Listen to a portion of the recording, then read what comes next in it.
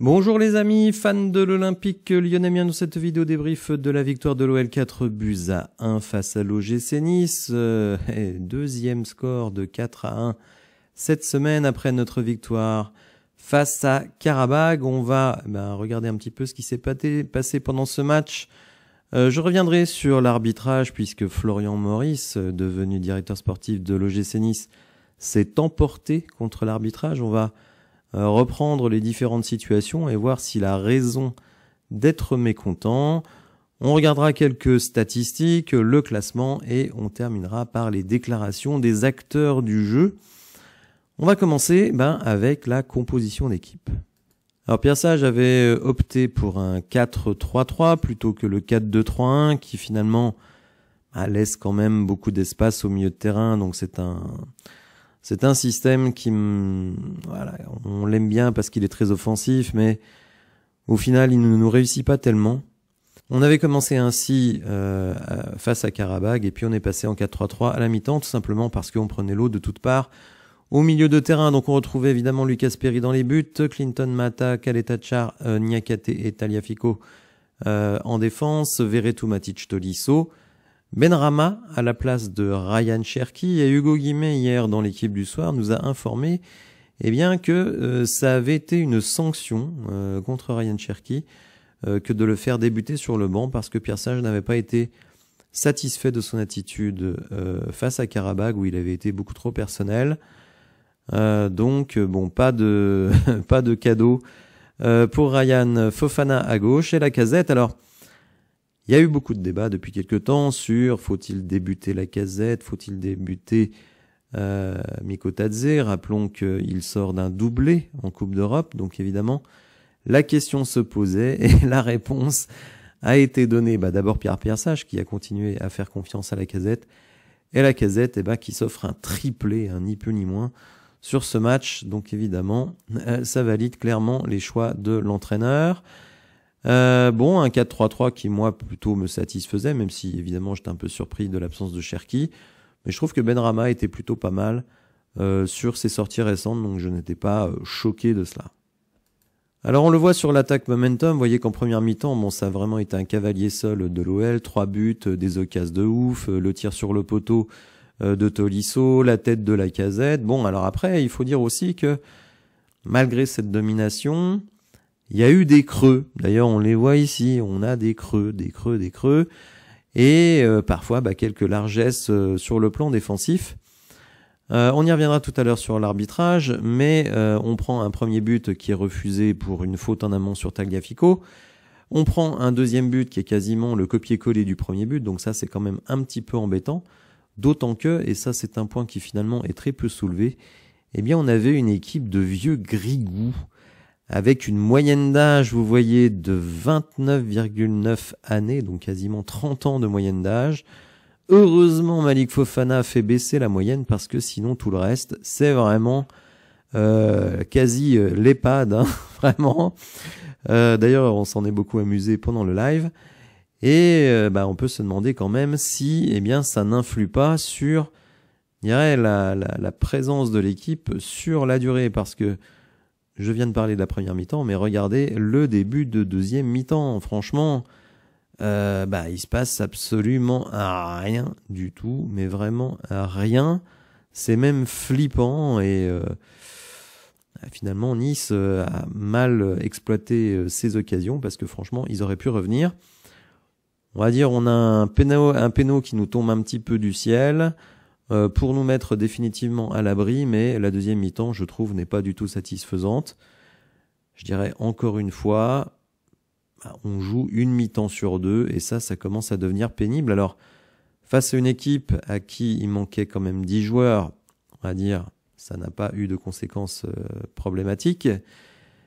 Mais face à des équipes supérieures, attention, on va jouer bientôt l'Eintracht Francfort, qui est actuellement 2e de Bundesliga. On va se déplacer au PSG à la mi-décembre. Attention au retour de bâton avec toutes ces largesses défensives, avec tous ces moments de manque de concentration, etc., etc. Je trouve que quand même, je prends la victoire, mais je ne ferme pas les yeux sur les problèmes qu'il peut y avoir dans notre jeu. Alors après le match, Flo Maurice, désormais donc directeur sportif de Nice, est monté au créneau pour pointer l'arbitrage en disant que l'arbitre ce soir avait un maillot blanc, donc de la couleur de l'Olympique Lyonnais hier soir. Bon, alors, je dois dire que, bon, vous le savez sans doute, hein, je commente le match en direct, et c'est vrai qu'il y a certaines situations qui m'ont un petit peu fait tiquer. Alors elles étaient toutes en notre faveur, je dirais. Donc ça fait tiquer, mais bon, c'était pour nous, donc je suis pas monté sur mes grands chevaux. Mais il y a eu la première action, c'est le but refusé à Nice pour une faute en amont de Tagliafico. Et donc je suis allé rechercher tout simplement la règle pour voir si effectivement l'arbitre pouvait remonter si loin dans l'action pour annuler un but. Alors c'est un article du Parisien qui date de 2019 et qui justement aborde ce sujet. Le règlement autorise-t-il l'arbitre à remonter aussi loin dans l'action ? Comme on peut le lire dans les lois du football 2018-2019, la VAR est applicable sur l'intégralité de la phase offensive précédant l'action d'un but. Donc il s'agit d'un but, d'une hésitation sur un penalty, carton rouge direct pour annulation d'une occasion, etc., etc. Par phase offensive, on entend notamment la façon dont l'équipe a récupéré le ballon dans le jeu. Et donc, d'une certaine manière, c'est ce qui s'est passé. Puisque Tagliafico jouait le ballon, il prend un énorme tampon qui n'est pas sifflé. D'ailleurs, quand je commente, je dis vraiment l'arbitre qui ne siffle pas cette faute, ça me sidère. Et donc ensuite, but de Nice, appel de la VAR qui a annulé justement pour remonter jusqu'à la faute de Tagliafico. Alors Maurice parle aussi de deux pénaltys, celui obtenu par l'Olympique Lyonnais et tiré par Lacazette et celui non obtenu par Guessant sur une faute de Khaled Tachar. Là aussi, en live, j'étais quand même un petit peu gêné, notamment par la faute de Khaled Tachar, puisqu'on voit que Khaled Tachar commence un peu à ceinturer Guessant dans la surface. Ensuite, les deux tombent à terre, on va dire, Guessant se laisse tomber, Khaled Tachar le pousse un peu, mais quand on revoit bien l'action, on voit que sur le centre, Guessant touche tout simplement le ballon de la main. Donc, on pouvait évidemment pas siffler cela sur cette action. Le deuxième penalty, là aussi, j'ai mal analysé pendant le match. En fait, ce n'est pas la faute sur Matic qui est sifflée, mais une main juste avant dans la surface, là aussi. Donc le penalty semblait correct. Donc finalement, les trois décisions, on va dire, qui font le plus tiquer les Niçois, vous le savez, j'essaye d'être objectif dans mes débriefs, même tout le temps, même pendant le match. Mais pendant le match, c'est plus difficile parce qu'on est dans l'excitation du moment.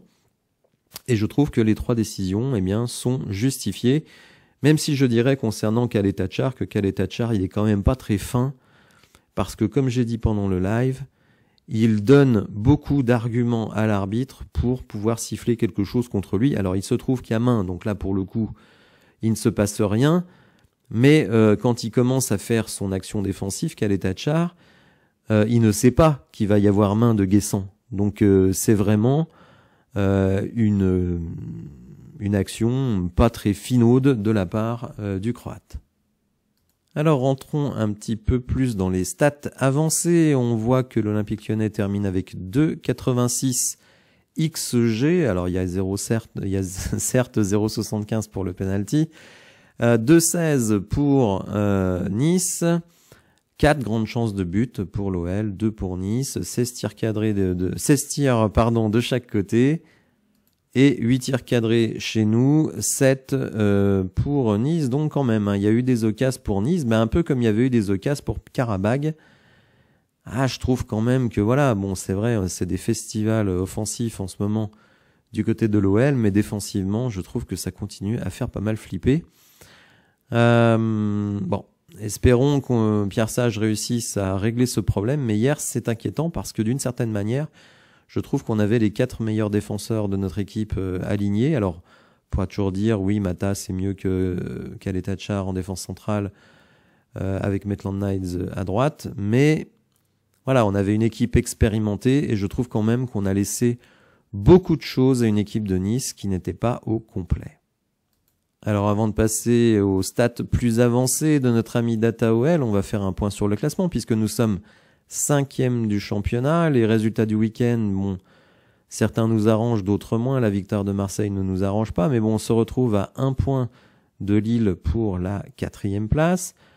Lille qui recevra Brest et nous allons nous déplacer à Angers samedi prochain. Monaco a perdu, donc d'une certaine manière, on se rapproche un peu de Monaco, puisqu'on est à 4 points. Bon, 4 points, c'est pas rien quand même, hein. Et idem pour Marseille, alors qu'on est à 11 points du PSG et une différence de de 20 buts supérieurs pour Paris Saint-Germain. Donc je pense que évidemment le titre, il ne faut pas compter dessus. Alors DataOL qui nous indique que Lacazette est à 32 buts de Floridin Allo, donc qui détient le record de buts sous le maillot de l'OL avec 222 buts. Et Lacazette est à 190, alors évidemment ça paraît très délicat de battre ce record cette saison, voire même impossible. Donc certains commencent à penser, tiens, pourquoi pas prolonger Lacazette d'une ou deux saisons pour qu'il puisse battre ce record. Bon, j'avoue que selon moi, faut signer un joueur parce qu'il va être utile pour l'équipe, pas pour qu'il batte des records. Enfin, en tout cas, ça c'est mon point de vue. Total de victoires d'Hubert Fournier après 46 matchs officiels à la tête de l'OL, 26. C'est lui qui domine. Devant, on trouve Bruno Genesio avec 25, Rudy Garcia 21, Peter Bosz 21 et Pierre Sage 28. Donc, il passe devant l'ami Fournier. Corentin Tolisso, assez moyen, je trouve, hier. Même si c'est lui qui décale bien Mata sur le premier but et le centre de Mata pour Lacazette. Il n'a raté qu'un seul de ses 18 premiers matchs. Toute compétition confondue, il était sur le banc face à Auxerre pour la première fois depuis 2016-2017. Donc clairement, Corentin Tolisso, il a retrouvé confiance dans son physique. D'ailleurs, la preuve, son but en Azerbaïdjan où il met une cacahuète dans la lucarne. Et hier encore, il tente un tir lointain, trouve le poteau, le gardien était battu. Donc, ce sont des signes que Tolisso, clairement, a repris confiance. C'est vrai que l'année dernière, on a l'impression que il refusait un peu de tirer parce qu'il avait peur de se claquer un truc. Là, on voit qu'il le fait sans trop réfléchir, donc c'est une très bonne nouvelle. Lucas Perry a évité 4,3 buts à l'Olympique Lyonnais cette saison en Ligue 1. Seul Yevan Diouf a fait mieux avec 6,2. Donc Perry, très rassurant, faut quand même le dire. Sa présence physique, son envergure, ses réflexes aussi. Il a encore fait quelques arrêts très intéressants en deuxième mi-temps. Donc pour le moment, pas grand-chose à reprocher à Perry sur ce début de saison. Autre stat intéressant, l'OL n'a perdu que 2 de ses 16 derniers matchs, toutes compétitions confondues. Alors en championnat, malheureusement, beaucoup trop de matchs nuls, ce qui nous a fait quand même un peu stagner. On peut avoir quelques regrets sur certains matchs, en effet. On continue avec cette série de matchs sans défaite, puisqu'on est à 8 matchs consécutifs, sans défaite en Ligue 1. Une première pour le club depuis la période septembre 2020, janvier 2021. 16 matchs de suite sans défaite sous Rudy Garcia.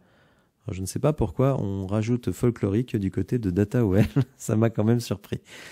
Lacazette face à Nice, 71 minutes. Il a été remplacé par Mikotadze, 5 tirs tous cadrés, 1,88 XG, 3 buts.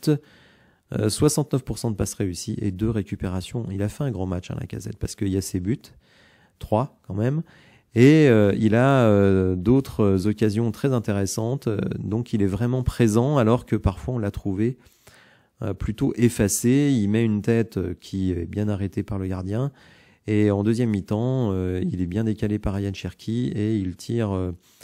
le gardien la détourne, donc non, vraiment, il a été très présent, très intéressant Lacazette hier. Le poteau de Tolisso était le 10e montant touché par l'OL cette saison en Ligue 1. Aucune autre équipe en championnat n'en touche plus 10 également pour Lille. Donc, bon, en plus des buts, eh bien, il y a quand même beaucoup de tirs qui passent pas loin du tout. Alors, les déclarations, le héros de la soirée, Alexandre Lacazette, on imagine que ce triplé contre Nice fait du bien à la tête, ça fait plaisir, ça fait du bien de marquer, l'ovation du public aussi fait du bien, mais le plus important reste la victoire, car elle fait du bien à toute l'équipe, que ce soit offensivement ou défensivement, ça conclut une belle semaine. Sur ce triplé, quel est le but qui vous plaît le plus ? Sur le premier, Clinton Mata met un très bon centre, Mais sur le deuxième, c'est une vraie action collective avec un bon centre de Saïd Benrahma, le penalty. Il faut le mettre au fond, mais je préfère les 2 premiers. C'est une bonne réponse à ceux qui critiquaient votre manque d'efficacité. Moins efficace que d'habitude, j'ai quand même mis 2 buts en 3 matchs. Sourire, non, ça fait du bien, on ne va pas se mentir. Et surtout, d'être utile dans le jeu pour l'équipe. Alors, ceux qui critiquent le manque d'efficacité, enfin, je veux dire, c'est factuel. C'est pas, c'est pas inventé, c'est factuel. Donc, Lacazette retrouve l'efficacité. Il a mis un doublé en Coupe d'Europe, il a mis un triplé hier. Donc, écoutez, c'est très bien pour l'équipe. Et en plus, on a un numéro 2, Mikotadze, qui lui aussi a montré qu'il pouvait mettre des buts. Donc, écoutez, franchement, c'est très bien pour nous. Mais il a fait fermer des bouches. Ben non, il a pas fait fermer des bouches. Les bouches, elles s'ouvraient quand il y avait matière à ce qu'elles s'ouvrent. Et maintenant qu'il est efficace, eh bien on est content. Donc c'est normal de critiquer quand les choses ne vont pas. C'est pareil pour tout le monde. La série d'invincibilité se prolonge en Ligue 1. Qu'est-ce que cela dit de cette OL? Il y a de la confiance engrangée. Ces 2 victoires font du bien à pas mal de joueurs, mais il ne faut pas s'enflammer. Comme je le répète à chaque fois, ce sont 2 belles victoires, mais il faut continuer sur ce chemin. Il y a aussi la gestion du groupe par Pierre Sage, tout le monde est concerné, ce n'est pas toujours facile de rester sur le banc, certains ont plus de temps de jeu que d'autres, c'est à nous de reprendre présent à chaque fois que le coach fait appel à nous. Bon, écoutez, un petit robinet d'eau tiède pour Alexandre Lacazette, mais bon, c'est un peu normal, après un triplé, il est content et il ne veut pas rentrer dans les polémiques. Pierre Sage, on a fait un match plus consistant qu'en Europa League, notamment en première mi-temps, où à part le trou d'air lorsqu'ils ont égalisé, on a vraiment bien joué, bien pressé aussi. La deuxième mi-temps a été un peu plus difficile, mais on savait que si on marquait le 5e but du match, on s'orientait vers une victoire. On avait rendez-vous avec notre ambition future cette semaine, repasser dans les 8 premiers en Europa League pour pouvoir nous qualifier directement et reprendre la 5e place que Nice nous avait emprunté la semaine dernière. C'était parfait de jouer contre eux cette semaine. On a bien géré ces 2 matchs. Notre ambition en championnat est maintenant de conforter cette 5e place et de gagner du terrain sur les autres.